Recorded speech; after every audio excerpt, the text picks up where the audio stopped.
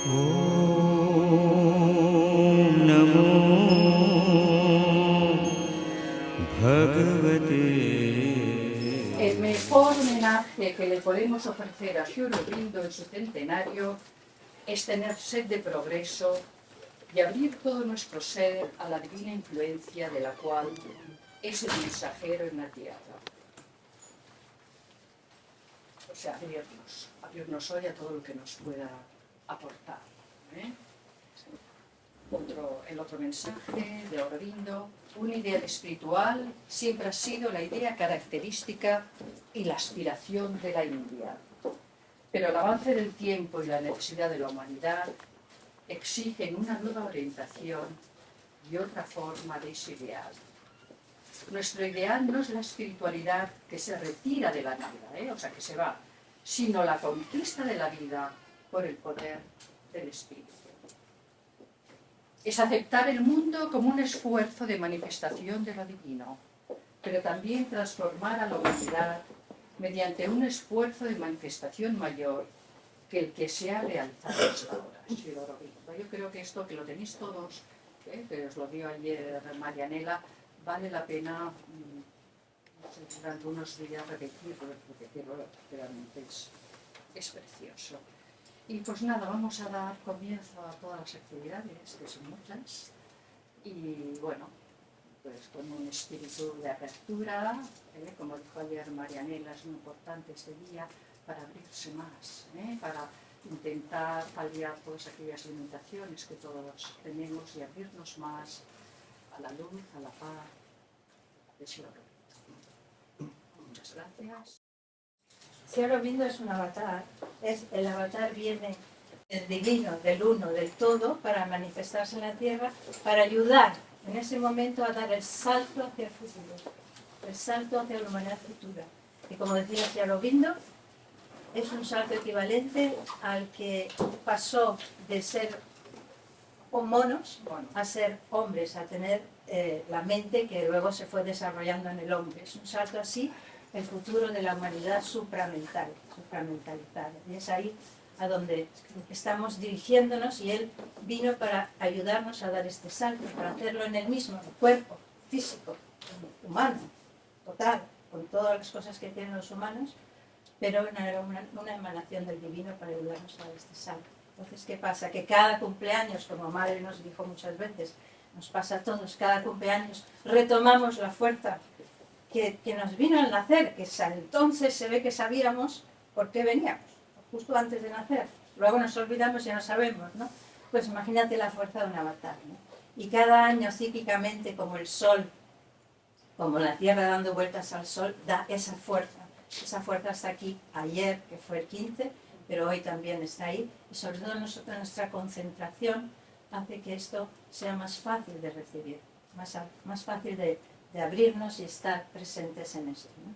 Entonces, en un escrito que hay de un sadhaka que escribió las contestaciones de Sri Aurobindo cuando todavía hablaba, bueno, luego sigue hablando, pero no a todo el mundo, se quedó en su habitación para concentrarse mucho en el trabajo interno que estaba haciendo, de bajar a la mente, al vital y al físico, a todo ser externo e interno del supramental, ¿no? Esto es lo que fue haciendo en esos años. Pero en esta ocasión le preguntaron qué importancia tiene el 15 de agosto. Y él dijo, aparte de mi tema personal, cómo podemos aprovechar el 15 de agosto es concentrándonos, o sea, dejando un poco de lado todo y concentrarnos en ello, ¿no? Y también haciendo un poco de autoexamen y decir, bueno, esto es lo que me falta, esto es lo que necesito cambiar, necesito transformar para estar un poco más receptivo, un poco más, tener menos resistencias. Entonces, estas cosas en este día tienen también la fuerza, se las ofrecemos, la fuerza para ayudarte a transformar esas cosas, para ayudarnos, ¿no? O sea que eso es muy importante, porque la transformación que estamos todos, no sabemos bien qué pasa, pero es aquí como una transformación que dice, ¿sabes? No sé qué está pasando, pero estamos en ello, porque estáis aquí, estamos en ello, eso es súper importante. Un solo individuo que dé un poco de salto es un salto para muchas personas, para el mundo entero, ¿no? O sea que es muy importante. Por eso que estáis aquí, es un privilegio para todos, ¿vale? Entonces vamos a hacer un poco de OMS y un poco de silencio y centrarnos en Sri Aurobindo. Podéis ver la foto ayuda mucho, la vela, o estar callados. Vamos a hacer unos OMS que son el sonido que madre dijo, ¿no? Todavía no sabía nada de Sri Aurobindo, ni de la India, ni nada, y fue una conferencia y el conferenciante dijo que no era muy interesante, pero de vez en cuando decía OM. Y entonces veía que la habitación entera se iluminaba, era como boom. Y otra vez dijo OM, boom, otra vez, ¿no? Entonces dijo, ostras, este sonido, ¿no? O sea que vamos a hacer unos cuantos OMs, sobre todo para organizar los cuerpos y alinearlos, ¿vale? Es el 150 aniversario de la nacimiento de Sri Aurobindo y el 75 de la liberación de la India. En la India dan mucha importancia a las fechas marcadas, el 50, el 75, el 100, sobre todo de la liberación, porque les permitió seguir como país, ¿no? De hecho, voy a leer Sri Aurobindo en sus... hizo un texto corto sobre la India, sobre el resurgimiento de la India, la liberación del yugo colonial, y se llama Los 5 sueños que tenía Sri Aurobindo para su país, ¿no? Estos sueños, el primero de ellos, solo voy a poner cuatro cositas, lo que significa cada idea que él tenía sobre lo que quería que fuera su país. El primero de estos sueños era un movimiento revolucionario que creara una India libre y unida, ¿vale? Lo de unida tiene su sentido porque al final la liberación de la India se hizo partiendo la India en dos. Se partió Pakistán y la India. Y con esto hicieron una partición de religiones también, porque en Pakistán está toda la parte musulmana y el resto de la India, aunque hay muchas religiones, es fundamentalmente hindú. Y esto Sri Aurobindo quería que se hubiera evitado. Pero el enviado inglés tenía que hacer algo rápido porque si no el país entre la independencia y los muchos reinos que había allí, pues se le iba ante las manos. Iban a dejar un país muy en guerra quizá. Que lo dejaron. Y entonces pues no se logró. Se logró unir la parte hindú toda y por otro lado la parte pakistaní. Luego ha habido muchos problemas en Kashmir, que también es medio hindú, medio está en la China, medio en la India, medio en Pakistán. En fin, que este sueño de Aurobindo todavía no se ha cumplido. El otro sueño era el resurgimiento y la liberación de los pueblos de Asia en general, ¿eh? Y la vuelta de los pueblos de Asia a tener su gran papel en el progreso de la civilización humana. Esto era el segundo. El tercero era una unión mundial que formara las bases de una humanidad más noble y más luminosa, más justa. Esto pues se han puesto algunos fundamentos como los organismos internacionales que tenemos ahora, pero que todavía distan mucho de ser cosas perfectas. El cuarto era el regalo espiritual de la India al mundo, que ya había empezado porque pues ya en muchas partes del mundo estaban interesados por la forma de abordar la espiritualidad en la India, ¿no? Y el último sueño era que este paso en la evolución que habló Marianela, que elevaría al hombre a una conciencia más elevada y más amplia.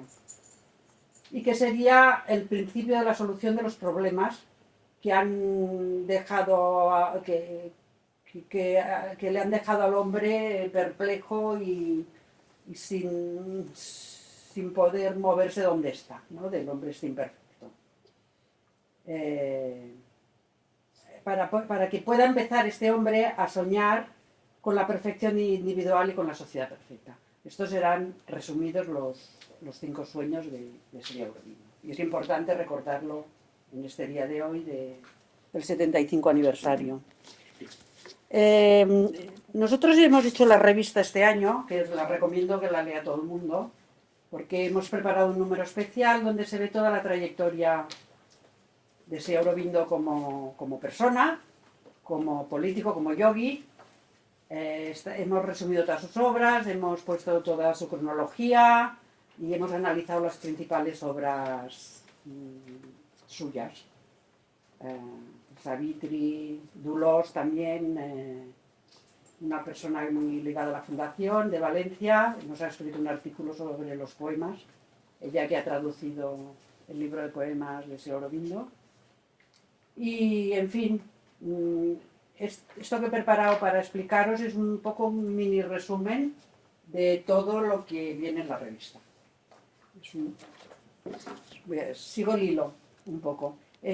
Los artículos que vienen en la revista este año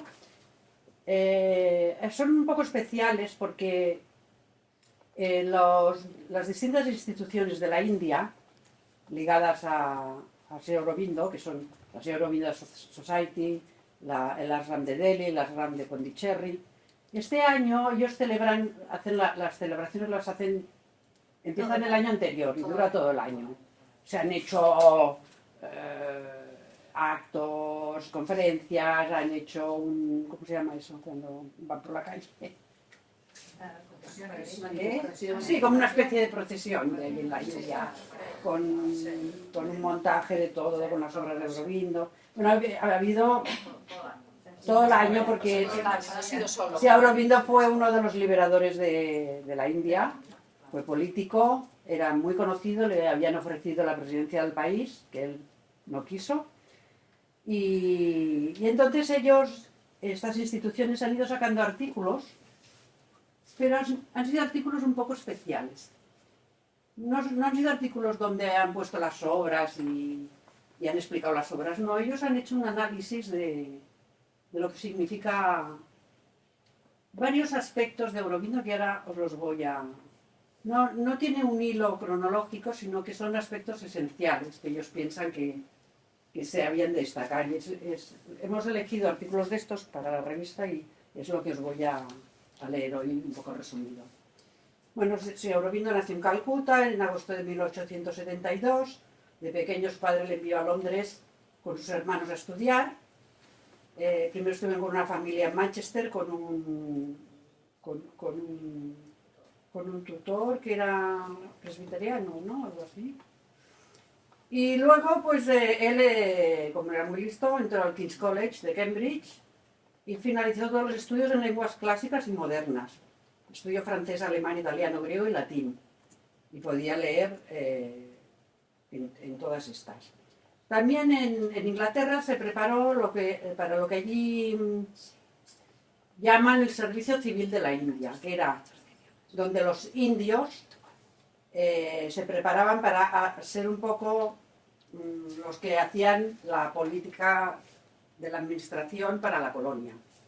Y esto se llamaba el Servicio Civil de la India. Se preparó, pero a él no le interesaba esto, porque él creía en la liberación de la India y se preparó, sacó todos los exámenes, luego tenía que hacer un examen de equitación y no se presentó, porque no quería, en realidad no quería este puesto de la administración colonial. Después de todo esto, él volvió a la India y ejerció de 1893 a 1906 en puestos administrativos y luego como director del Colegio del Principado de Baroda, al servicio del Maharaja de Baroda. Aquí él aprendió ya, al vuelto a la India, empezó a aprender todos los fundamentos de la civilización india y todas sus formas pasadas y presentes. Aprendió el sánscrito y otros idiomas hindúes modernos, como el bengalí, bueno, en fin. se preparó su background como indio, ¿no? Como indio que era, vamos. Luego se trasladó al colegio de Bengala y allí empezó su actividad política, porque en Baroda estaba prohibida la actividad política, pero en el colegio de Bengala no. Aquí ya empezó su actividad política para la independencia entre 1902 y 1910. Primero un poco sin darse mucho a conocer, pero a partir de 1907 ya él escribía en muchas publicaciones nacionalistas de liberación, como publicaciones como eran El Ban de Mataram, Karma Yogin y Dharma. Eran unos discursos magníficos, con una profundidad, porque la profundidad que había ido adquiriendo Aurobindo no era solo política, iba recogiendo toda la esencia de la India. Y la espiritualidad para él en esta época, el yoga lo quería, lo decía él mismo, en esa época él quería el yoga para apoyar toda esta actividad que estaba realizando para liberar a la madre India. Y para esto quería el yoga en esa época. Él iba haciendo yoga y se iba formando.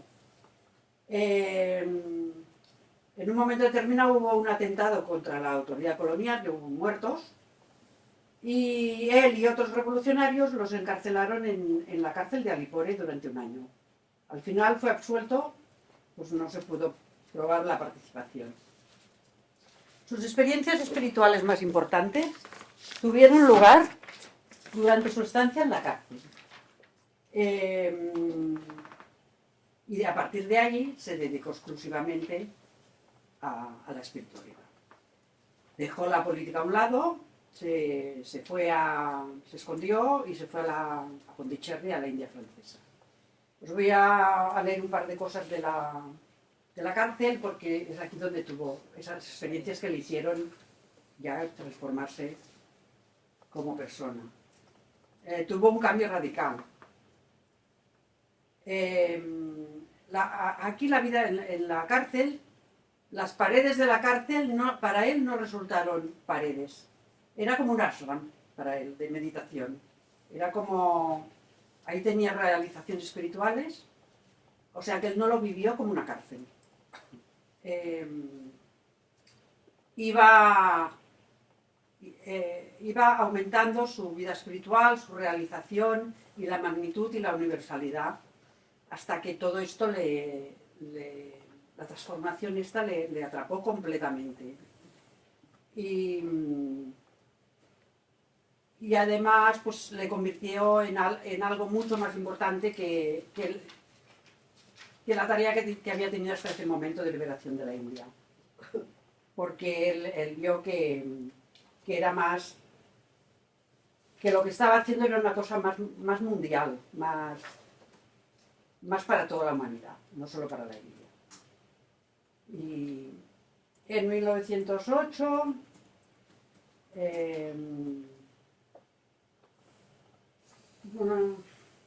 sí. La esencia real de las experiencias de la prisión, en esta se sumergió en la beatitud autoexistente. Es lo que finalmente él veía, por ejemplo, cuando veía las paredes, veía a Vasudeva. Habla de varios deidades hindús. Veía a Vasudeva, veía a Krishna. Si veía a sus guardianes, veía a Narayana. A Krishna lo veía delante de él. A los jueces también los veía como Vasudeva. Incluso a todos sus compañeros, que claro, en una cárcel había asesinos, ladrones, a todos, y a nadie, él lo vivía eso como una manifestación espiritual todo. Y así en este estado él salió de la cárcel cuando le liberaron y se fue a Pondicherry. ¿Qué hizo en Pondicherry cuando llegó? En Pondicherry tenía un grupito pequeño de de estos revolucionarios que habían estado con él y gente que se le iba juntando. Fue el germen del Ashram. Entonces, a partir de 1914, inició la publicación de una revista muy importante.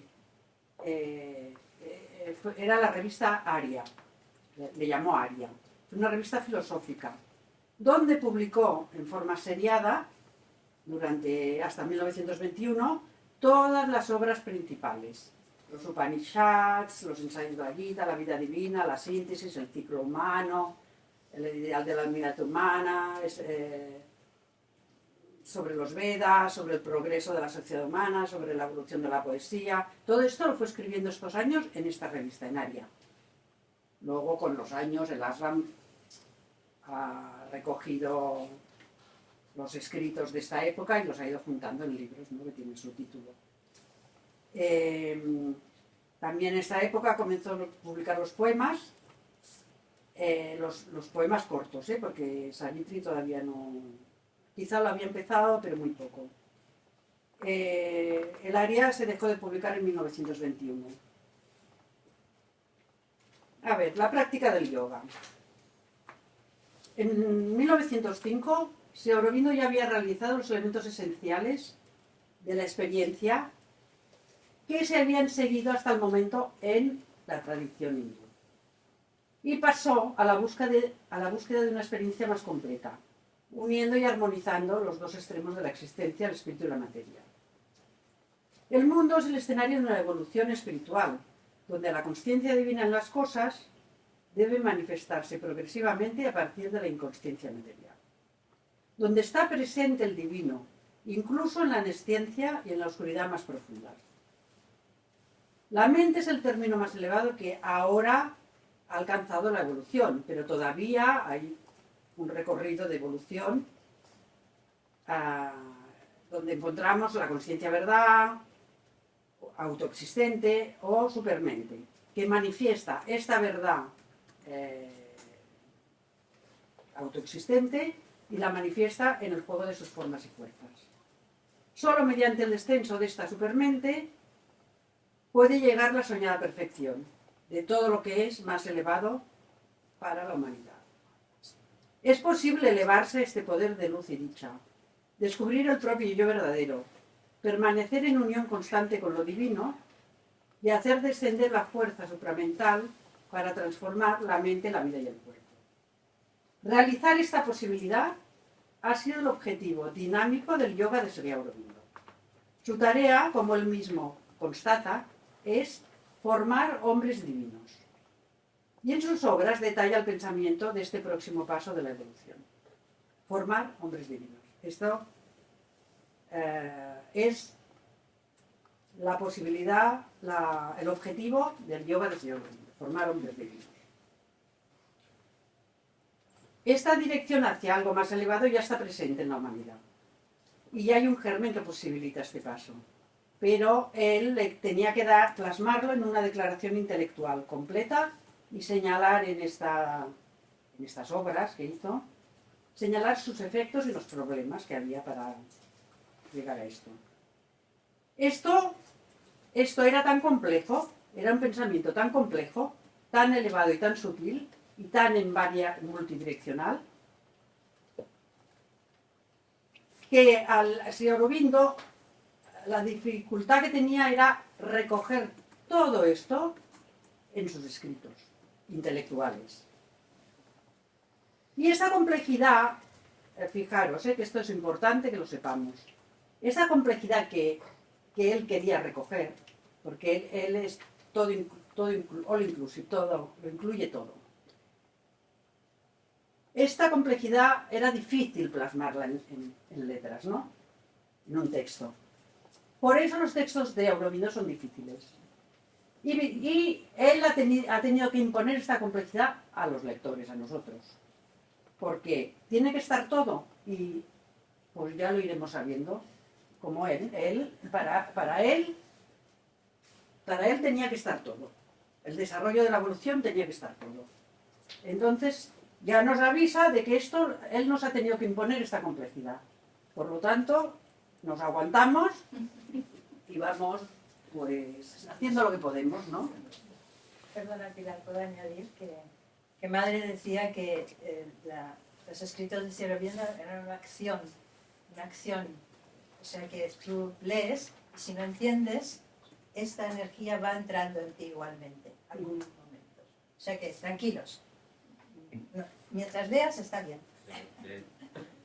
Dice, y para que a través de estas lecturas todas las personas puedan ascender al sendero espiritual. Son importantes estas dos ideas, quedaros con ellas, formar hombres divinos y ascender en el sendero espiritual a través de la complejidad que sea necesaria. Porque no vamos a ser hombres divinos siendo un trocito ahí de una cosita. No, tendremos que ampliar nuestra visión, ¿no? Oriente y Occidente han seguido caminos distintos. Oriente ha puesto énfasis en la verdad del espíritu y por un tiempo, al menos en la India,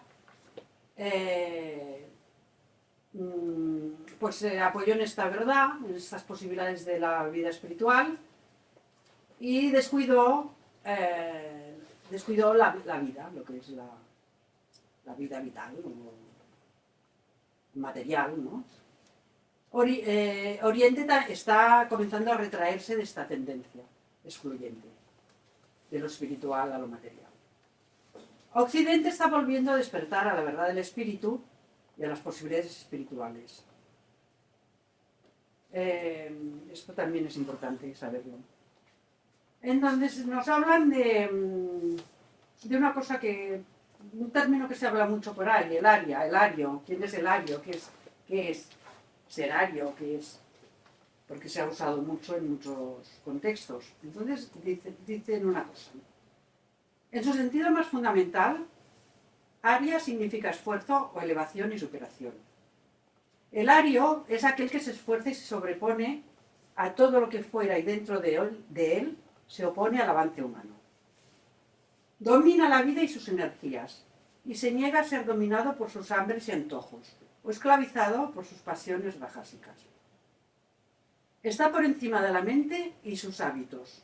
No vive en un caparazón de ignorancia, de prejuicios heredados, de ideas consuetudinarias, opiniones agradables, sino que sabe cómo buscar y elegir, ser grande y flexible en inteligencia, así como firme y fuerte en su voluntad. Porque en todo el ario busca la verdad, en todo busca lo correcto, en todo busca elevación y libertad. La autoperfección es el objetivo de su autodominio. Así pues, lo que conquista no lo destruye, sino que lo ennoblece y lo convierte en realidad. Sabe que el cuerpo, la vida y la mente le son dados para alcanzar algo superior a ellos. Hay una conciencia que, siendo a la vez trascendental y universal, acepta, sin embargo, las aparentes limitaciones de la individualidad para el trabajo, para los diversos puntos de vista del conocimiento, para el juego del Señor con sus creaciones. El Arhat perfecto es aquel que es capaz de estados de existencia, de elevar lo inferior a lo superior, de recibir lo superior en lo inferior, de tal modo que pueda representar perfectamente en los símbolos del mundo aquello con lo que él se identifica en todas las partes de su ser, el triple y triuno Brahman. Que creo que nos hablará Ricardo esta tarde, ¿no? De Isidro. Isidro. Bueno, más cosas que nos han señalado allí en la India. En el ashram, pues al principio había unas pocas personas, se fueron juntando y a practicar el yoga allí. Pero solo después de que la madre volviera de Japón y se instalara allí con Sri Aurobindo y los sadhakas que había, es cuando tomó una forma de ashram. Y la madre pues tomó toda la dirección y espiritual y material de una institución casi ya que se estaba haciendo muy grande.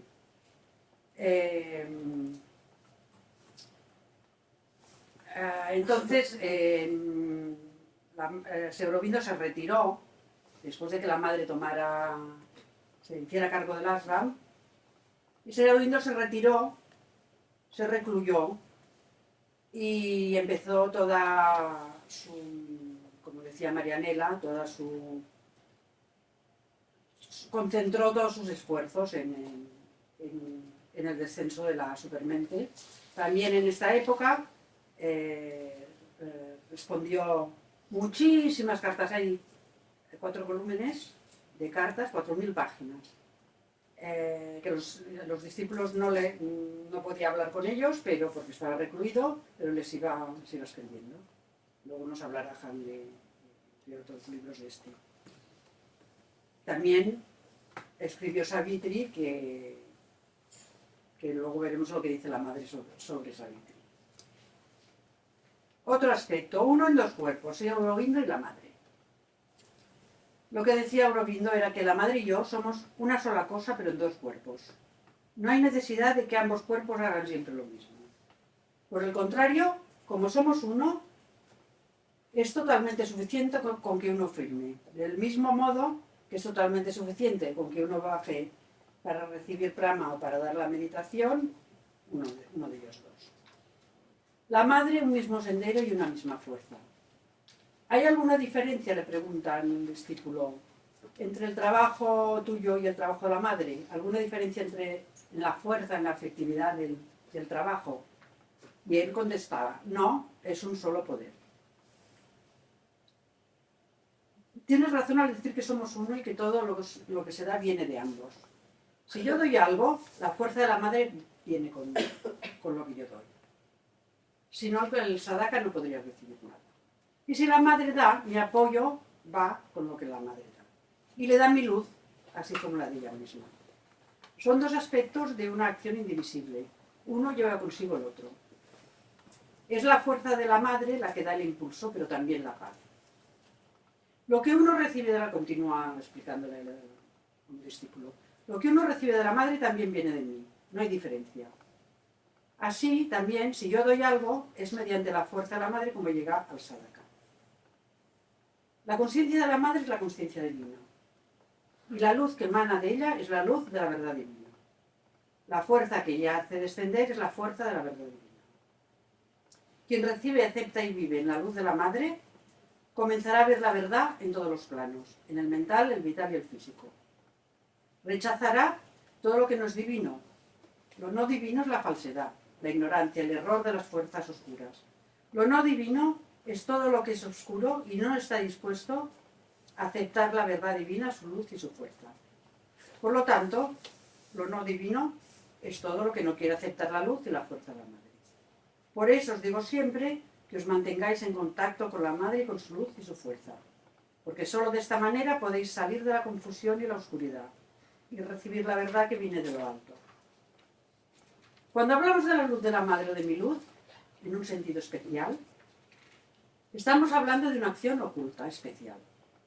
Estamos hablando de ciertas luces que provienen del supramental. En esta acción, la de la madre es la luz blanca, que purifica, ilumina, hace descender la esencia y el poder totales de la verdad y posibilita la transformación. Pero en realidad toda luz que viene de lo alto, de la más alta verdad divina, es de la madre. No existe ninguna diferencia entre el sendero de la madre y el mío.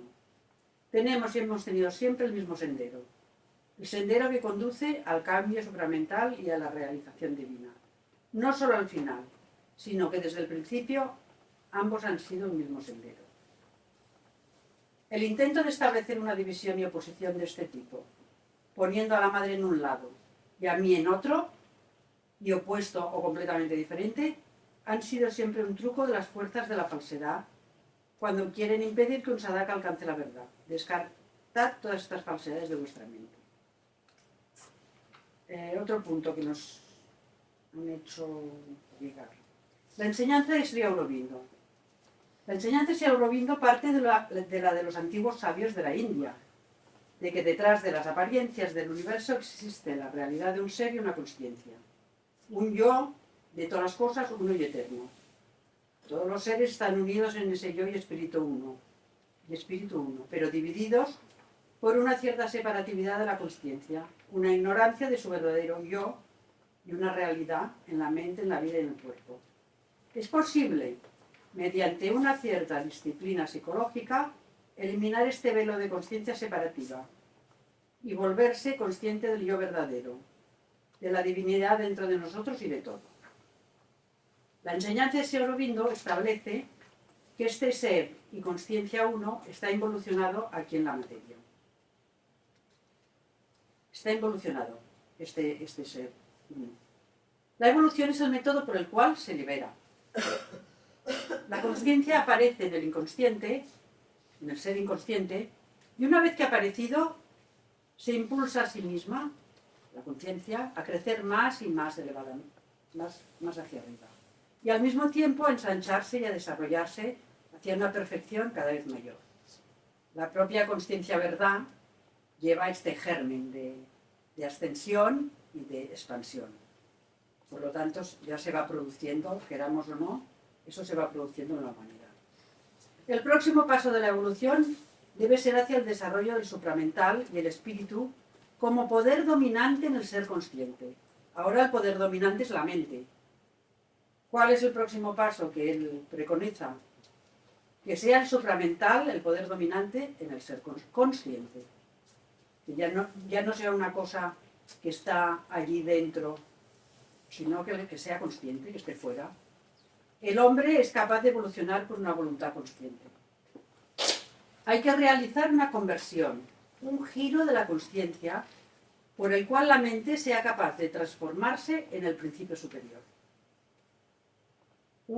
Una conversión, un giro de la consciencia, para que la mente se transforme en el principio superior. Este método se encuentra a través de la antigua disciplina psicológica y práctica del yoga. En el pasado ha sido intentado por un alejamiento del mundo y por una reaparición en las alturas del yo o el espíritu.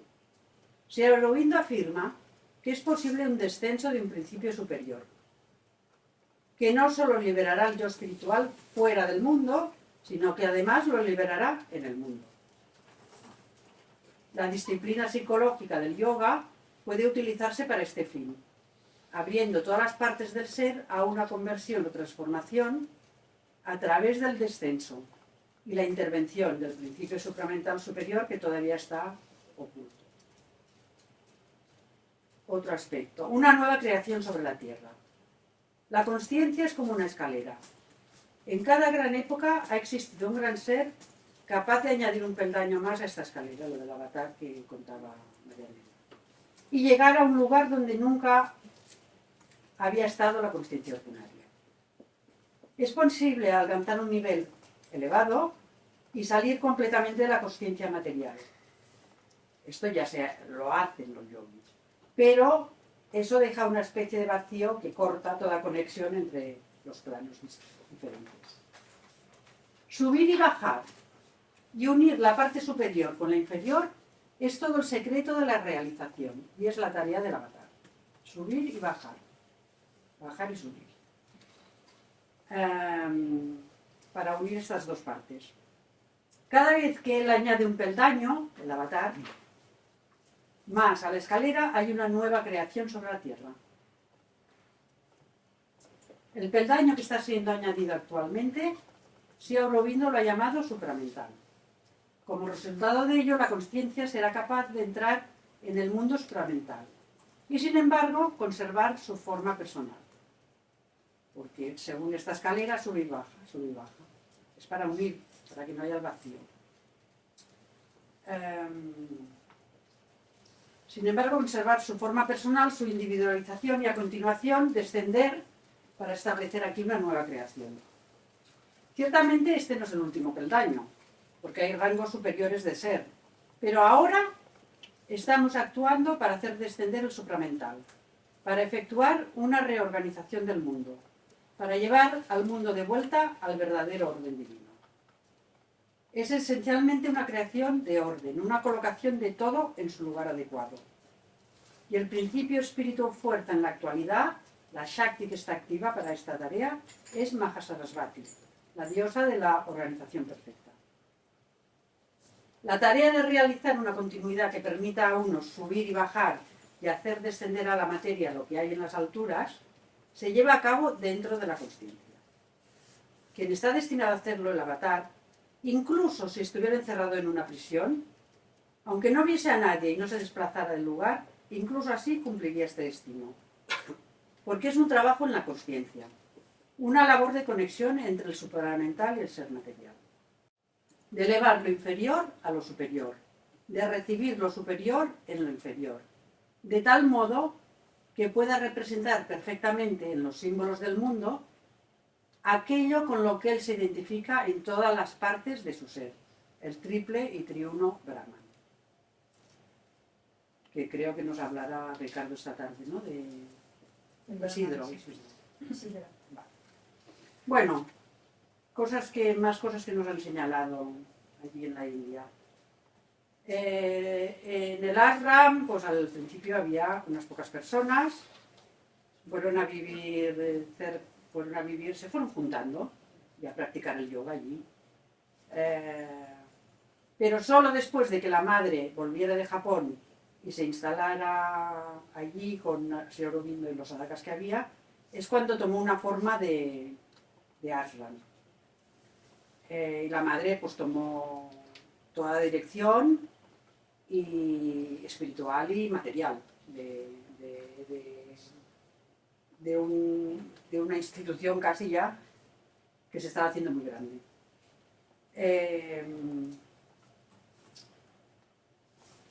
Entonces, Sri Aurobindo se retiró después de que la madre se hiciera cargo del ashram, y Sri Aurobindo se retiró, se recluyó y empezó toda su, como decía Marianela, concentró todos sus esfuerzos en el descenso de la supermente. También en esta época respondió muchísimas cartas, hay 4 volúmenes de cartas, 4.000 páginas, que los discípulos no podía hablar con ellos, pero porque estaba recluido, pero les iba escribiendo. Luego nos hablará Han de otros libros de este. También escribió Savitri, que luego veremos lo que dice la madre sobre Savitri. Otro aspecto, uno en 2 cuerpos, Sri Aurobindo y la madre. Lo que decía Aurobindo era que la madre y yo somos una sola cosa, pero en 2 cuerpos. No hay necesidad de que ambos cuerpos hagan siempre lo mismo. Por el contrario, como somos uno, es totalmente suficiente con que uno firme. Del mismo modo que es totalmente suficiente con que uno baje para recibir prana o para dar la meditación, uno de ellos 2. La madre, un mismo sendero y una misma fuerza. ¿Hay alguna diferencia, le preguntan un discípulo, entre el trabajo tuyo y el trabajo de la madre? ¿Alguna diferencia entre la fuerza, en la efectividad del trabajo? Y él contestaba, no, es un solo poder. Tienes razón al decir que somos uno y que todo lo que se da viene de ambos. Si yo doy algo, la fuerza de la madre viene con lo que yo doy. Si no, el sadhaka no podría recibir nada. Y si la madre da, mi apoyo va con lo que la madre da. Y le da mi luz, así como la de ella misma. Son 2 aspectos de una acción indivisible. Uno lleva consigo el otro. Es la fuerza de la madre la que da el impulso, pero también la paz. Lo que uno recibe de la, continúa explicándole un discípulo, lo que uno recibe de la madre también viene de mí, no hay diferencia. Así, también, si yo doy algo, es mediante la fuerza de la madre como llega al sadhaka. La conciencia de la madre es la conciencia divina. Y la luz que emana de ella es la luz de la verdad divina. La fuerza que ella hace descender es la fuerza de la verdad divina. Quien recibe, acepta y vive en la luz de la madre, comenzará a ver la verdad en todos los planos, en el mental, el vital y el físico. Rechazará todo lo que no es divino. Lo no divino es la falsedad, la ignorancia, el error de las fuerzas oscuras. Lo no divino es todo lo que es oscuro y no está dispuesto a aceptar la verdad divina, su luz y su fuerza. Por lo tanto, lo no divino es todo lo que no quiere aceptar la luz y la fuerza de la madre. Por eso os digo siempre que os mantengáis en contacto con la Madre y con su luz y su fuerza, porque solo de esta manera podéis salir de la confusión y la oscuridad y recibir la verdad que viene de lo alto. Cuando hablamos de la luz de la Madre o de mi luz, en un sentido especial, estamos hablando de una acción oculta, especial. Estamos hablando de ciertas luces que provienen del supramental. En esta acción, la de la Madre es la luz blanca, que purifica, ilumina, hace descender la esencia y el poder totales de la verdad y posibilita la transformación. Pero en realidad toda luz que viene de lo alto, de la más alta verdad divina, es de la Madre. No existe ninguna diferencia entre el sendero de la Madre y el mío. Tenemos y hemos tenido siempre el mismo sendero. El sendero que conduce al cambio supramental y a la realización divina. No solo al final, sino que desde el principio ambos han sido el mismo sendero. El intento de establecer una división y oposición de este tipo, poniendo a la Madre en un lado y a mí en otro, y opuesto o completamente diferente, han sido siempre un truco de las fuerzas de la falsedad cuando quieren impedir que un sadhaka alcance la verdad. Descartad todas estas falsedades de vuestra mente. Otro punto que nos han hecho llegar. La enseñanza de Sri Aurobindo. La enseñanza de Sri Aurobindo parte de la de los antiguos sabios de la India, de que detrás de las apariencias del universo existe la realidad de un ser y una consciencia. Un yo de todas las cosas, uno y eterno. Todos los seres están unidos en ese yo y espíritu uno, pero divididos por una cierta separatividad de la consciencia, una ignorancia de su verdadero yo y una realidad en la mente, en la vida y en el cuerpo. Es posible, mediante una cierta disciplina psicológica, eliminar este velo de consciencia separativa y volverse consciente del yo verdadero, de la divinidad dentro de nosotros y de todo. La enseñanza de Sri Aurobindo establece que este ser y consciencia uno está involucionado aquí en la materia. Está involucionado este ser uno. La evolución es el método por el cual se libera. La consciencia aparece en el inconsciente, en el ser inconsciente, y una vez que ha aparecido, se impulsa a sí misma, la conciencia, a crecer más y más elevada, más hacia arriba. Y al mismo tiempo a ensancharse y a desarrollarse hacia una perfección cada vez mayor. La propia consciencia verdad lleva este germen de ascensión y de expansión. Por lo tanto, ya se va produciendo, queramos o no, eso se va produciendo en la humanidad. El próximo paso de la evolución debe ser hacia el desarrollo del supramental y el espíritu como poder dominante en el ser consciente. Ahora el poder dominante es la mente. ¿Cuál es el próximo paso que él preconiza? Que sea el supramental, el poder dominante en el ser consciente.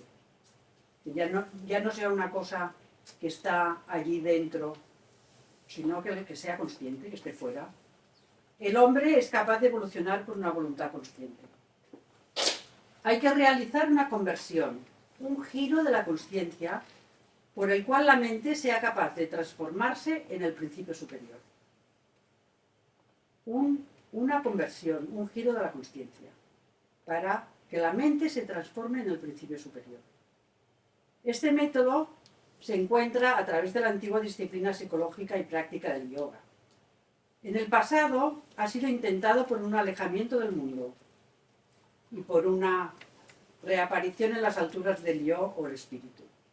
Sri Aurobindo afirma que es posible un descenso de un principio superior, que no solo liberará al yo espiritual fuera del mundo, sino que además lo liberará en el mundo. La disciplina psicológica del yoga puede utilizarse para este fin, abriendo todas las partes del ser a una conversión o transformación a través del descenso y la intervención del principio supramental superior que todavía está oculto. Otro aspecto, una nueva creación sobre la tierra. La consciencia es como una escalera.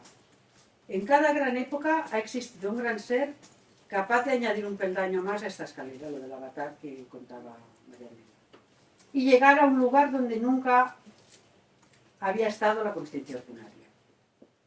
Es posible alcanzar un nivel elevado y salir completamente de la consciencia material. Esto ya lo hacen los yogis. Pero eso deja una especie de vacío que corta toda conexión entre los planos diferentes.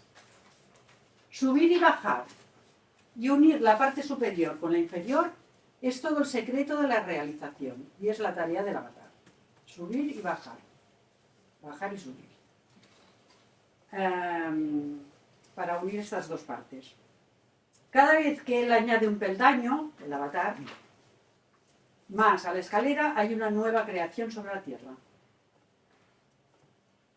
El peldaño que está siendo añadido actualmente, Sri Aurobindo lo ha llamado supramental.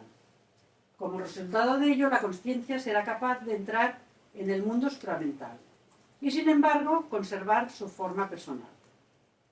Porque según esta escalera, sube y baja, sube y baja. Es para unir, para que no haya el vacío.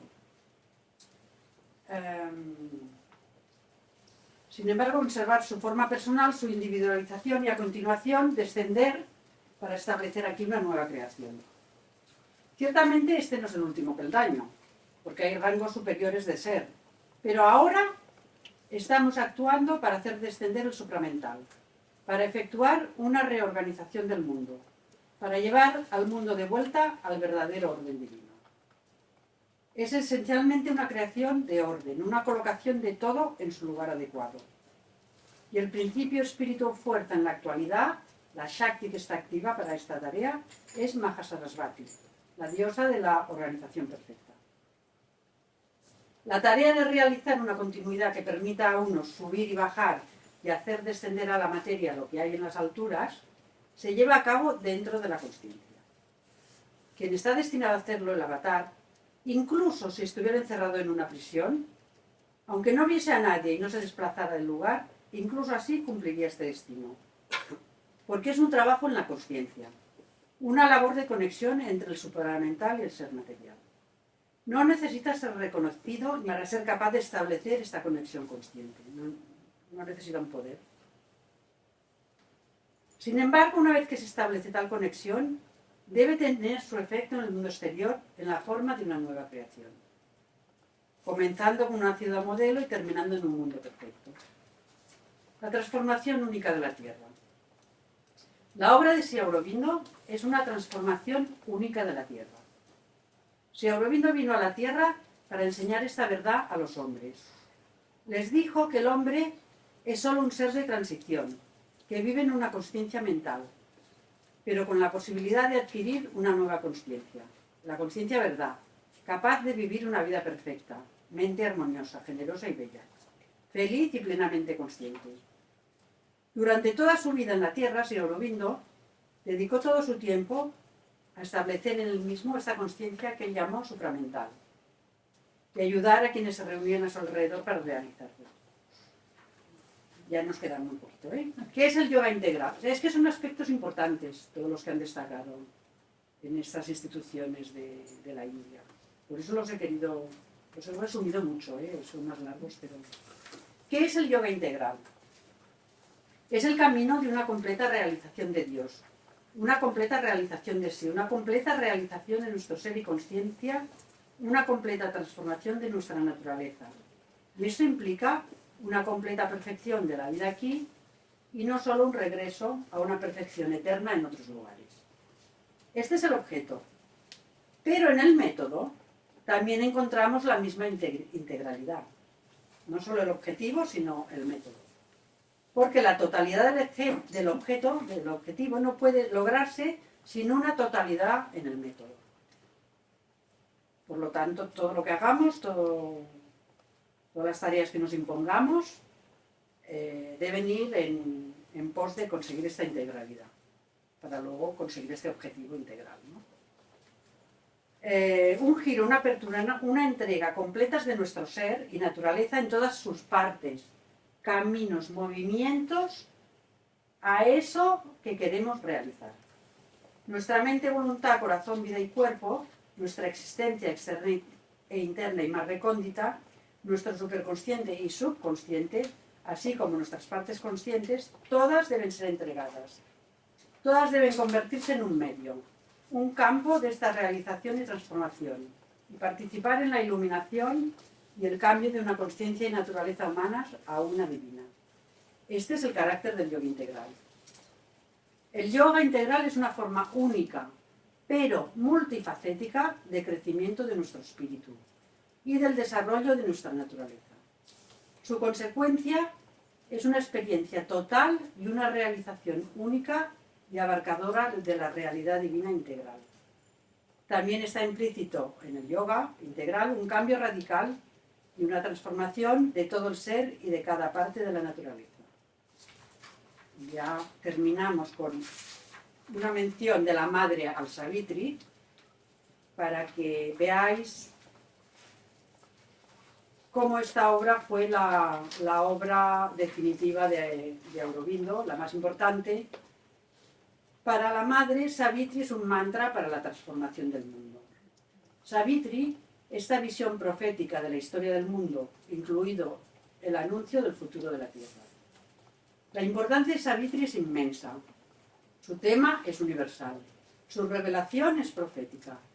El tiempo que uno pasa en su atmósfera cuando se lee o cuando se escucha no es en vano. Es el registro diario de las experiencias espirituales de la persona que lo escribió. Un completo sistema de yoga que puede servir de guía para aquellos que quieran seguir la sadhana integral.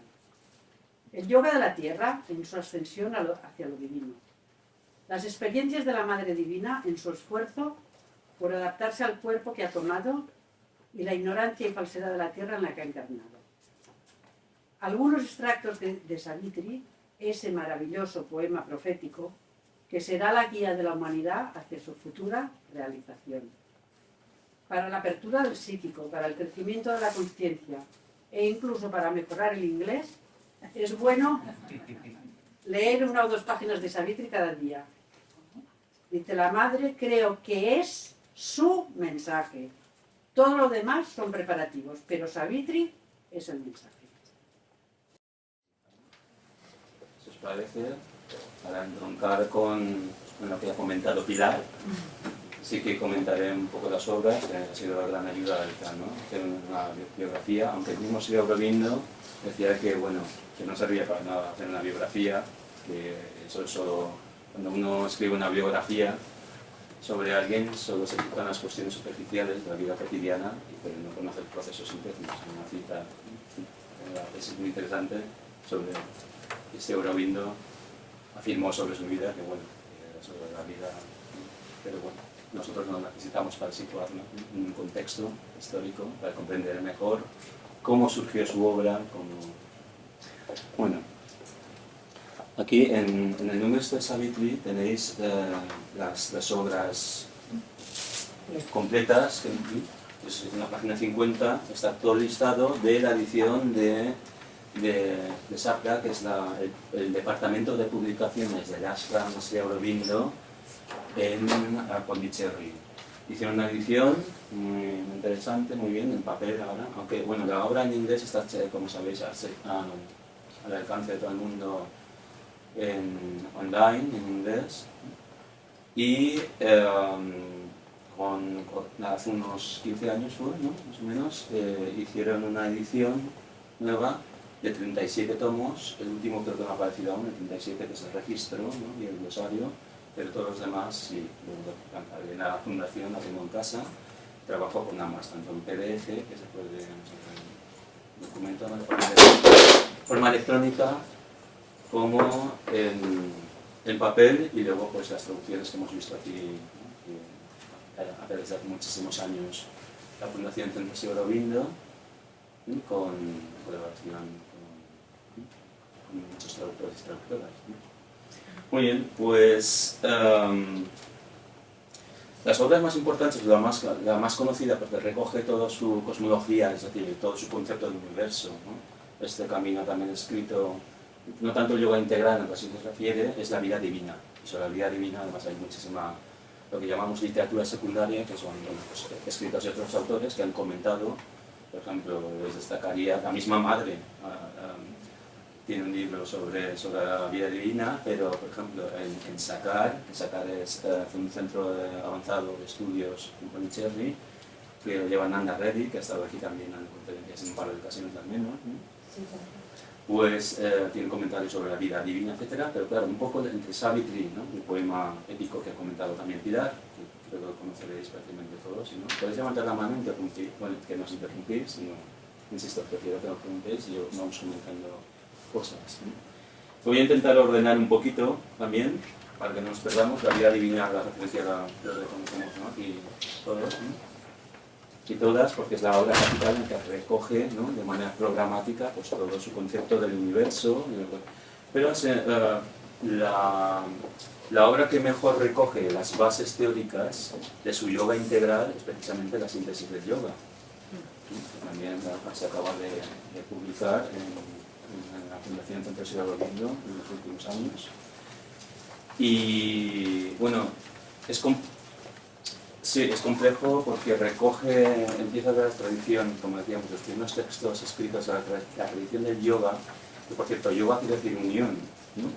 En sánscrito, ¿no? Y de ahí viene, por ejemplo, palabras como yugo, que es el que, ¿no? La pieza que el boi, es amarrar, unir, y es, como ha dicho muy bien Pilar, ¿de qué se trata el yoga integral? Pues de volver, ¿no? Se supone que nosotros cuando bajamos a la materia, ¿no? Hay una involución, pues somos partes de uno, y el camino del yoga es realizar esa unidad, volver al divino, volver al Brahman, etcétera, etcétera. Esto he dicho, claro, muy resumiendo una trayectoria de probablemente muchas más vidas, ¿no?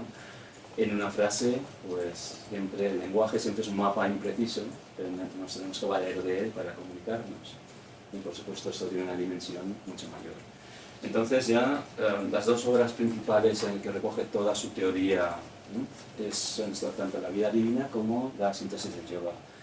Sin embargo, pues bueno, otros escritos menores, entre comillas, como ha dicho antes Pilar, cuando estudió en Cambridge, su formación es europea, escribió toda la obra en inglés, lo cual es una maravilla porque nos la hace mucho más accesible, siempre que tengamos un buen nivel de inglés, ¿no? Y paciencia y capacidad de pensamiento complejo, pero insisto, la dificultad no es tanto, digamos, si son difíciles, yo creo que es más por las referencias culturales. Claro, cuando no sabemos, todos pensamos yoga, todavía pasa yoga y pensamos en hatha yoga, ¿no? Asanas, pranayama, posturas, pero el yoga es mucho más complejo y las tradiciones yógicas, conocéis también el tantra, que es un poco más conocido, pero luego, por ejemplo, en la síntesis del yoga, sobreviviendo para la trimarga, que es las tres vías, que es una vía de bhakti yoga, devocional, karma yoga, el yoga de las obras, ¿no? Y jnana yoga, que es el yoga del conocimiento, ¿no? Entonces esta trimarga, que se conoce muy poco, por lo menos lo he descubierto, ¿no? A raíz de meterme más en profundidad, estudiar las tradiciones yógicas, y además los estudios tenemos que separar, ¿no? Ver dos aspectos en las publicaciones, ¿no? Brincando también con las publicaciones de Sri Aurobindo, como también ha comentado antes Pilar. Casi todo se escribió, digamos, por fascículos, ¿no? Installments, ¿no? En inglés, se publicaba semanalmente, creo, Arya. Y Arya es una revista, además, que lo propuso, si las biografías son correctas, que eso habría que comprobarlo, Paul Hishach, que era el marido el segundo marido, ¿no? de Mireille Pasa, de la madre, fue quien al conocer en 1914, porque le propusieron a Paul Hishach, le propusieron, bueno, a Pondicherry era colonia francesa y no inglesa, ¿no? También fue otra sorpresa, pensamos, India fue colonia inglesa, no solo estuvieron franceses en el sur y también los portugueses, Goa, por ejemplo, era Estados Unidos, ¿no? India es enorme. Entonces le propusieron presentarse a elecciones allí, ¿no? Y él ya tenía interés, el Juan de Sèvres, del final del siglo XIX en Francia, ¿no? Se movió mucho en cuestiones ocultistas y pues la madre estaba metida antes de llegar a Pondicherry. Y en el caso de Paul Hishach tenía mucho interés por la filosofía, por la tradición, por el yoga, y estaba empeñado en conocer un yogi y le presentaron ese yogi. Entonces cuando conoció, se quedó profundamente impresionado y le propuso publicar Arya en 1914. Y la gran importancia de Arya se publicó hasta el 1921, que es cuando Sri Aurobindo empezó más más en serio todavía, vamos, dejó todos los escritos para dedicarse a su yoga personal, hasta el 26 que se encerró en una habitación en el Aston de Pondicherry. Pues en la revista Aria aparecen pues, sus principales escritos, como estos dos que hemos mencionado, tanto la vida divina como la síntesis del yoga, pero también otros muchos que iremos, ¿no?, comentando ahora. Entonces, Segovia Aurobindo, como estudió muchos idiomas, idiomas clásicos, hechos ganó premios de poesía, incluso, ¿no?, 2 en griego clásico y 1 en latín, y tenía un gran interés por la literatura en general, la filología. Hablaba un montón de idiomas e incluso aprendía español para poder leer Quijote, ¿no? Sí, insisto, sí, son ciertas las biografías. Y entonces escribió pues tanto obras de teatro, son obras menores en el sentido de que, bueno, escribió algunos relatos, ¿no?, de teatro, otros poemas, etcétera, etcétera.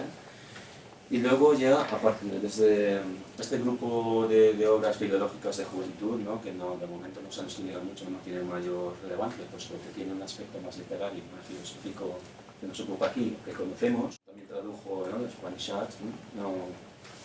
De hecho, no, sabéis que no hablaba su lengua materna, que era de bengalí, sino que en su casa, con su padre, era un anglófilo, era un médico anglófilo, ¿no?, pues su lengua paterna era realmente, paterna materna, su primera lengua era el inglés, que como digo nos facilita, ¿no?, a los que intentamos estudiar la obra de Segovia Aurobindo, y no tener que hacerlo por traducciones de sánscrito, pues ayuda mucho, ¿no? De hecho, yo cuando leáis, a pesar de que las traducciones sí que están muy cuidadas, muy bien hechas, siempre que, ¿no?, si tenéis un nivel de inglés, leer el original, siempre ayuda porque en las dos versiones, ¿no?, para las obras. Muy bien, luego hay una serie de escritos políticos que también menciona Pilar, que aparecen en el Band de Mataram, que es Salve Madre, probablemente en hindi, y recoge escritos políticos. En este año, habéis dicho, hasta 1910, no, 1902 a 1910, si no me equivoco, que fue cuando volvió Baroda, estuvo al servicio en mar, y entonces empezaron a entrar en contacto, bueno, para la independencia de la India por el yugo del colonialismo británico. Nosotros habremos visto series, o leído libros, ¿no?, y hemos visto, ¿no?, la brutalidad, ¿no?, que se impuso, ¿no?, del imperialismo británico en la India. Pues eso hizo crecer un sentimiento nacionalista muy fuerte, ¿no?, eso que se han recogido este año con el 150 aniversario, y han de estar, cuidado, han primado la figura de Segovia Aurobindo políticamente. Sabéis que hay un gobierno ahora en la India muy ultranacionalista, no sé si decir de derechas, pero en todo caso sí que ultranacionalista, ¿no? Modi, entonces han primado la figura de Segovia Aurobindo por encima de la de Gandhi, ¿no?, como para reivindicar la independencia de la India, ¿no? Eso es lo que está sucediendo. Tiene también sus consecuencias a Auroville, que no sé si es la de la relación, lo dejamos aquí.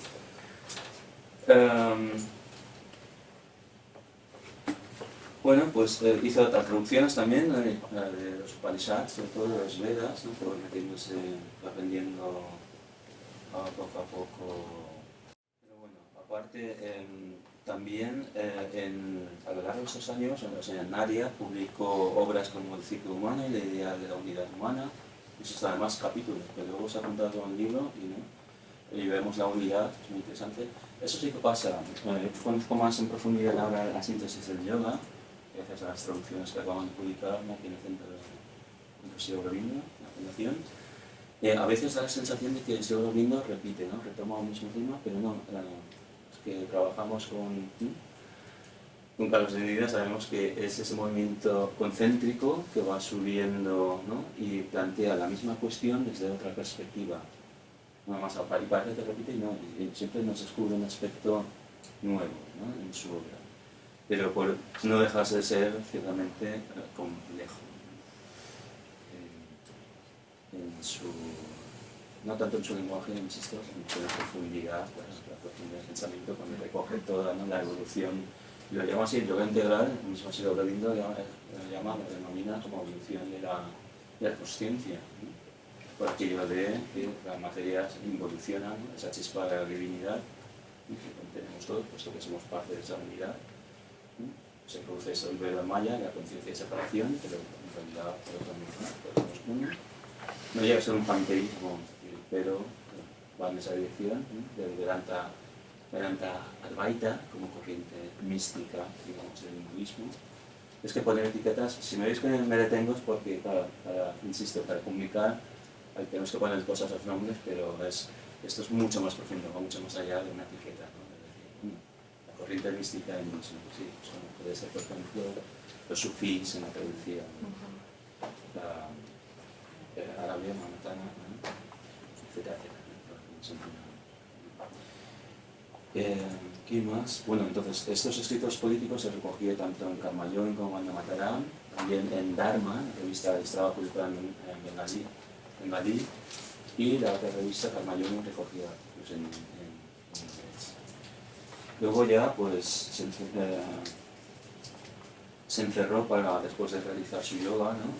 Que comenzó en el año 2021, aproximadamente, y luego madre se quedó al frente en el ashram, y en el año 26 ya se encerró prácticamente en su habitación, que además no era precisamente muy grande, y bueno, pues se dedicó a escribir su ingente obra, ¿no?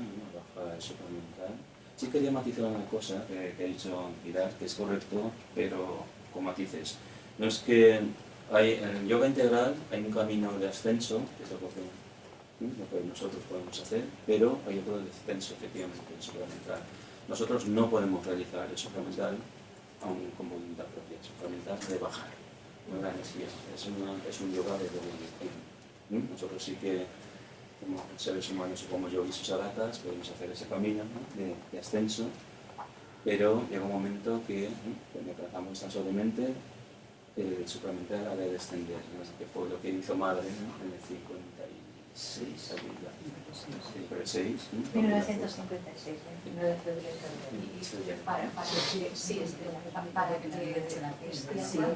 La madre dijo que había que rendirse.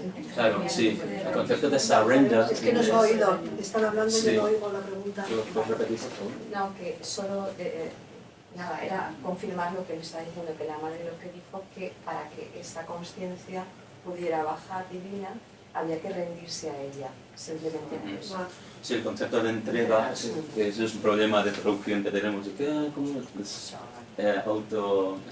Autoentrega, rendición, parece, claro, esa traducción oficial que encontraremos en el diccionario, pero no va mucho más allá. Es una entrega, ¿no? Es que es una entrega. La Todo mi ser traducción al mejor es divino. entrega. De ahí el yoga integral, claro. Sumisión. Sí, casi siempre eso, entrega. Entrega. Sí, es que sumisión tiene connotaciones Tiene negativas. connotaciones Como veis, negativas. está muy bien este ejemplo porque, como veis, traducir nunca es inocente y es mucho más difícil. ¿Cómo recogemos ese concepto de surrender? No, es decir, en traducida al cristianismo, hágase mi voluntad, ¿no? Me entrego totalmente todo mi ser. También sirve, o sea, perdona, es que soy filóloga, y esa rendición también sirve, o sea, todo. Esa entrega es una rendición, Claro. los místicos, Santa Teresa de Jesús, todos Claro. se rindieron Lo que pasa es que la religión tiene también una pequeña connotación de como si hubiera habido una batalla, que habéis dicho los de de una lucha interna, que a lo mejor la entrega puede ser mucho mejor. Sí, es cierto, puede servir, pero cada término aporta un matiz que luego sabes, ¿no? Que sinónimos no hay. Entonces, por ejemplo, te pongo un ejemplo más concreto. El concepto de self, del yo cósmico universal, self, yo me he vuelto loco, ¿verdad? Yo sí, lo traducimos como yo en mayúscula, ese self, ese auto, ese yo, self es uno mismo, ¿no? Pero que a lo mejor no sé si correspondirá a lo mejor no exactamente igual al Dasein en alemán. en sí mismo. Claro, sí, en sí mismo, pero muchas veces pues, lo encontrarás como yo. Sí, claro, en sí mismo sí, pero en muchos contextos el sí mismo no cabe, depende, claro, ahí la dificultad de la traducción. Por eso siempre os aconsejo que a pesar de que también leamos la traducción y es necesario en nuestro propio idioma, ¿no? tanto en castellano como sabéis que se traducir al catalán, ¿no? De hecho también es un futuro, pero traducir al catalán, pues es conveniente ir al original porque hay ciertos conceptos claves que son muy difíciles de dar en sí mismo. primero lo que pensé, exactamente, también soy filólogo, se nota, ¿no? Pero luego en muchos contextos no encaja, igual que lo de rendición, entrega, sobre todo cuando aparecen otras palabras del mismo campo semántico, es decir, entrega, pues hay momentos, en casi todos los contextos, y pero hay algunos que no. Y esas son las dificultades de traducción que vemos en las obras de Ashley Aurobindo. Para mí la rendición tiene la otra parte que es dejar de luchar. Claro, sí, Ya sí. no, Eso como comentábamos. No, resignación. Claro. No, es como decir, yo no voy a luchar contra esto, las Sí. dudas, la seta, esto, Pero eso los... en ese sentido sí que es rendición. Y entrega es como decir, todo te lo doy. Claro. Todo Es te lo que doy. habrá poco ser que la rendición, sí, esa lucha previa suele existir, sobre todo cuando el ego está operando, pero a lo mejor hay personas, hay individuos o hay seres psíquicos que no pasan por ese proceso de no hay esa lucha. Entonces, claro, recoger un término que recoja es difícil, que sea preciso. Y yo que soy de filología alemana, que además es mucho más concreto que el inglés que el español, pues entonces, no sé si cuando se habla de alemán, pues es que el alemán es mucho más preciso que usar la lengua de filosofía, en ese sentido. Entonces, a veces es muy difícil recoger con un término. Me pasa con el inglés también muchísimo, eso que es una lengua mucho más cercana, ¿no? Una raíz, y una combinación. Dejamos un poco la filología de lado, volvemos al contenido, que si no nos perdemos las películas de la traducción.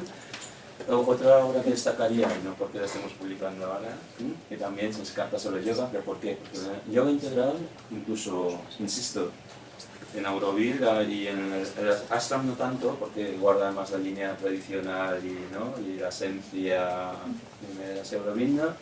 En Auroville sí que he conocido gente que, aparte de que no estaban muy interesados o no habían empezado a leer, sí que están interesados, pero eso no puedo juzgar, no sería justo por mi parte, pero no conocían la obra de ese Aurobindo en absoluto. De Madre habían leído algo, porque Madre es más asequible, ¿no? En el trato del lenguaje más directo, y en Auroville, pues Madre, pues, cuando construye Madre, pues, se sienten quizás más cercanas a Madre, quizás en todo el mundo, y esto no puedo analizar. Es una impresión más subjetiva. Pero sí que con la obra sí que me he tropezado con muchas personas que la obra del señor Aurobindo es que él mismo decía que no hacía falta, para hacer yoga integral no hacía falta leer la obra. Yo, sin embargo, no termino de estar de acuerdo en el sentido, no porque tenga el aspecto académico, no estoy hablando ahora de mi libro, ¿no? Sin, quiero decir, de mi experiencia personal, como decía, no he venido a hablar de mi libro, no, no he venido a hablar de mi libro. Pero sí que llega un momento que uno tiene que saber lo que está haciendo. Entonces, es decir, no, voy a esperar que me baje el supramental y ya no hago nada, me quedo aquí como es el espíritu indio, ¿no? de la no acción, ¿no? Ese casi Wu Wei, ¿no? Taoísta o budista, no. Es que yo creo que llega un momento que uno tiene que ser consciente de lo que está. Si se trata de una evolución de la consciencia, de salir de la involución, entonces no es necesario tampoco en la síntesis del yoga habla, por ejemplo, de Hatha Yoga y de Raja Yoga, que sería como una especie de meditación más allá, también toma elementos del Hatha Yoga, y dice que bueno, no es imprescindible hacer el Hatha Yoga para realizar yoga integral, pero bueno, puede ayudar, igual que la Trimarga, ¿no? El sendero de la devoción, que recoge el aspecto muy entrecomillado religioso, digamos, de devoción, pues preferiría llamarlo devoción, no ser religioso, porque yo si voy a Aurobindo, sabéis que esto no es una religión, no es una avatar, no es un profeta, no es un iluminador, ni es el mismo Brahman, ¿no? Aunque a ver qué nos dice Ricardo esta tarde. No sé, no me atrevo a ser sin más esto. Entonces, esa realización del yoga pues tiene diferentes caminos. El yoga del conocimiento no se trata de acumular conocimientos académicos, sino de precisamente realizar o darse cuenta de esa unión de que somos parte de ser divino, somos la parte divina, y el camino del yoga integral es ir hacia el divino, elevarnos, como decía antes Pilar, pero hasta podemos llegar, también dejo muy claro, hasta cierto punto y luego de descender supramental para seguir, y que probablemente a lo mejor no se para ahí. También lo dicen en algún momento de su obra. Pero bueno, nosotros tenemos mucho camino, ¿no?, hasta llegar aquí. No creo que nos tengamos que preocupar por el plus ultra de lo que haya más allá, ¿no? El otro aspecto, el tercer camino de la Trimarga, o sea, de las yogadas, ¿no?, el sendero triple, es el Karma Yoga, que es el yoga de las obras. El yoga integral se hace en la vida cotidiana, ¿no? Al principio de la obra hay un capítulo muy interesante, tanto en la vida divina como en la síntesis de yoga, que bueno, la tradición de los rishis, los ascetas, los esvati que van a realizar su yoga, se alejan del mundo, pues eso es tradicionalmente bien, pero el yoga integral, por eso se integra también, se integra mucho, porque lo integra todo, lo incluye todo, pero también se las realiza en la vida cotidiana. Y eso es lo difícil, y ahí entroncamos un aspecto. ¿Cómo empiezo a hacer el yoga integral? ¿Por dónde empiezo a leer? No sé. Pero leer Savitri. Savitri, leer. Bueno, Savitri fue un poema que escribió a lo largo de toda su vida con muchísimas autocorrecciones, y eso se recoge ahí, pues el camino del yoga integral de una manera, ¿no?, en palabras. Savitri cuenta la historia de Savitri y Satyavan, que son parte de los escritos de los Vedas, una parte de la historia de la Mahabharata, y lo desarrolla. Entonces, eso es la resonancia de Madre decía, le hazlo en voz alta y se hace entonando como el ashram. Creo que decía, es una fuerza en acción, Sí. con lo cual tú lo vas escuchando, lo vas leyendo y va actuando.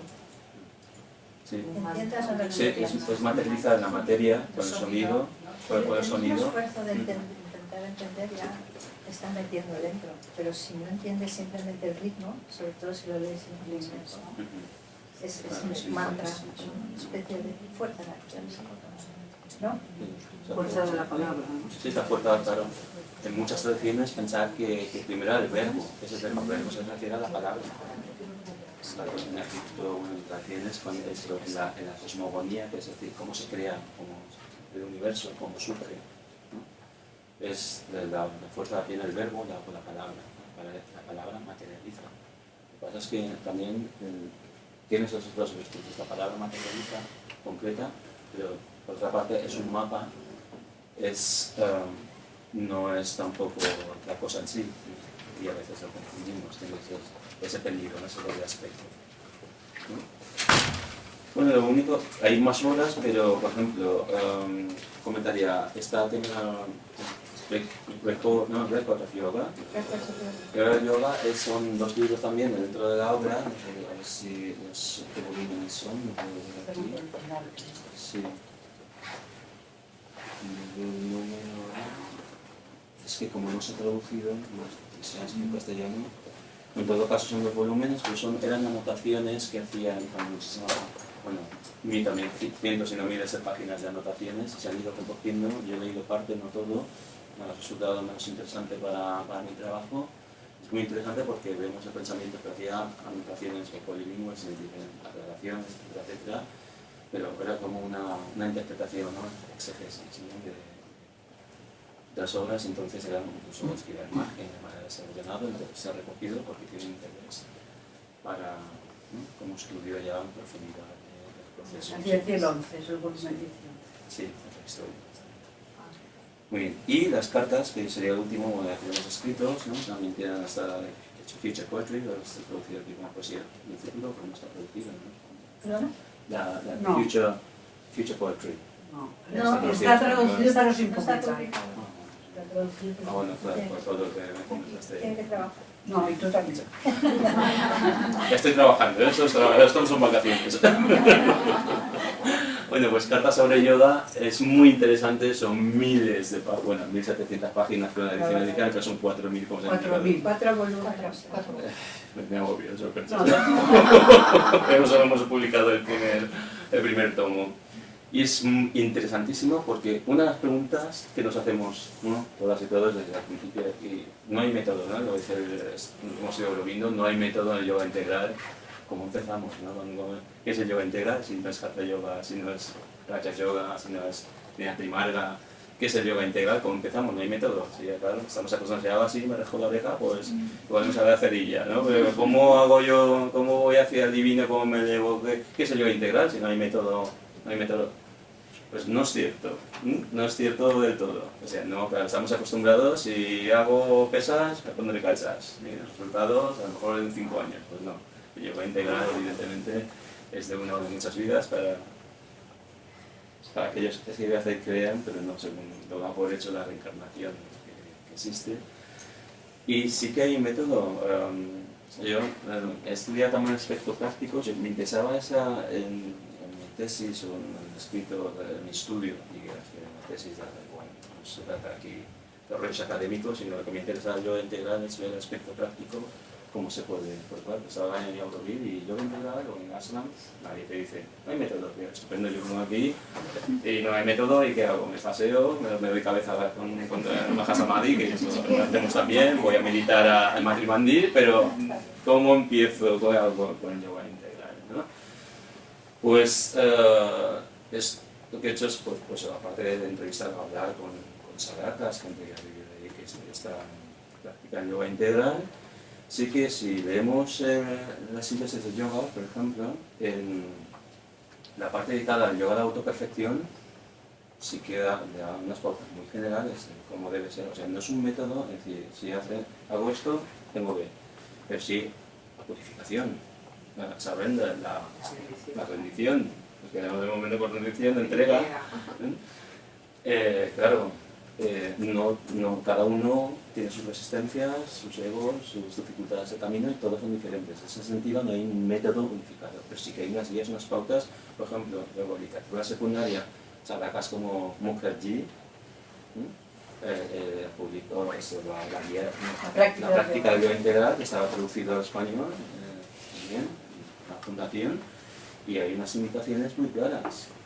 De qué hacer, de cómo concreto no, pero eso, purificación, etcétera, la rendición del ego. La purificación, ¿qué es? Sí, no, pues tanto físico, como en el plano físico, como por supuesto con lo mental, que ayuda y el vital, sin emociones, vital, más que las emociones, ¿no? Pero podríamos, eso, como tenemos que buscar con las palabras, definirlo, evitar lo que más se corresponde es emocional, pero evitar va más allá de las emociones. Es la fuerza de vida, de purificar claro. la fuerza de la vida para que responda a los designios. Sí, corresponde a la Shakti, lo que, claro, están los dos aspectos, ¿no? Está el Purusha silente, que es el inmóvil, ¿no? Claro, y luego la materialización sería, ¿no? La Prakriti, que es el ser de la naturaleza, pues la Shakti y la Divina Shakti, que es la mezcla de la fuerza de vida que inunda todo el universo y que hace que se nunca ¿Puedes todo. poner un ejemplo práctico ¿De? de la purificación mental? Pues, a ver, yo puedo decir lo que yo intento hacer cuando haces, por ejemplo, a mí me ayuda la meditación, vaciar la mente y eso, intentar ir más a dejar las percepciones maya, Sensoriales. O sea, sensorial, claro, en plan budista, que eso ayuda, por supuesto, en las tradiciones no solo orientales, sino occidentales, ¿no? Por ejemplo, la contemplación es muy importante, sin juicio, ¿no? Porque nosotros creo que la mente continuamente estamos enjuiciando en cuanto ponemos, ¿no? La cuestión ética, ¿no? Estamos poniendo etiquetas a través de la emoción, estamos etiquetando las cosas, pues, conectamos eso con el conocimiento. Nosotros, claro, ¿qué pasa aquí en Occidente? Como muy bien hecho antes estudiar, se estudia la parte de la materia, la vital, o sea, con el conocimiento de lo físico, etcétera, etcétera. Un método posibilista de poder reproducir un experimento para que nos den los resultados, y en Oriente se ha ido más a sacar, ¿no? La cuestión mística, entre comillas, o elevada, etcétera, divina. Entonces, se trata en la cuestión mental de vaciar el sentido de no hacer juicios, ¿no? De ir más allá de la mente intelectual.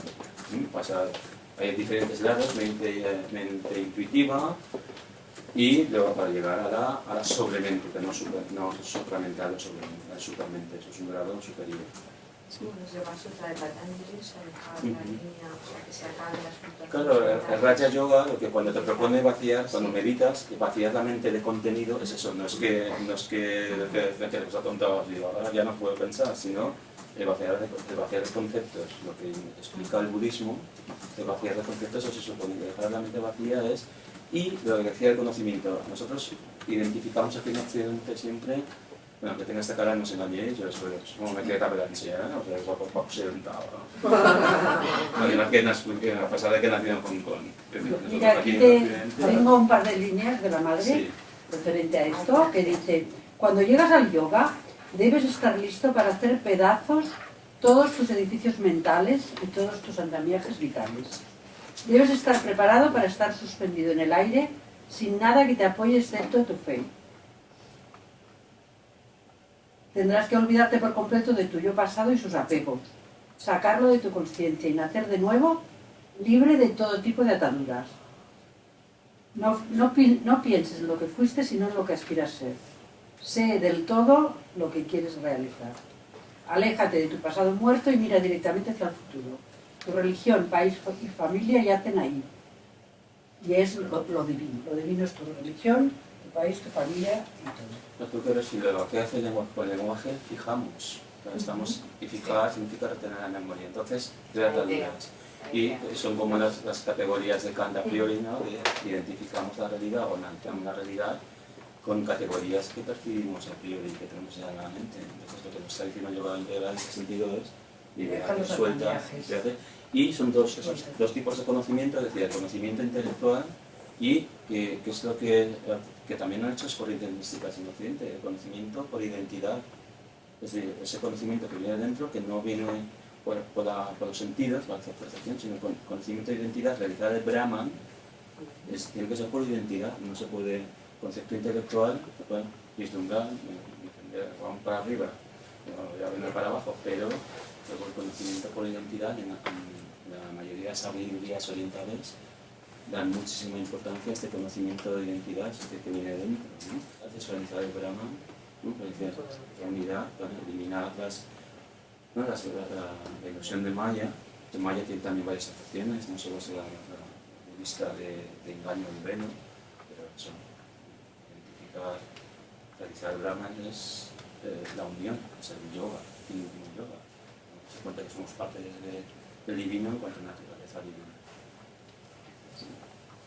Pero cuando Savitri empezar a leer... ¿Cómo empezar a leer Savitri? ¿Por dónde? Da igual. Yo empezaría por el principio. Pero...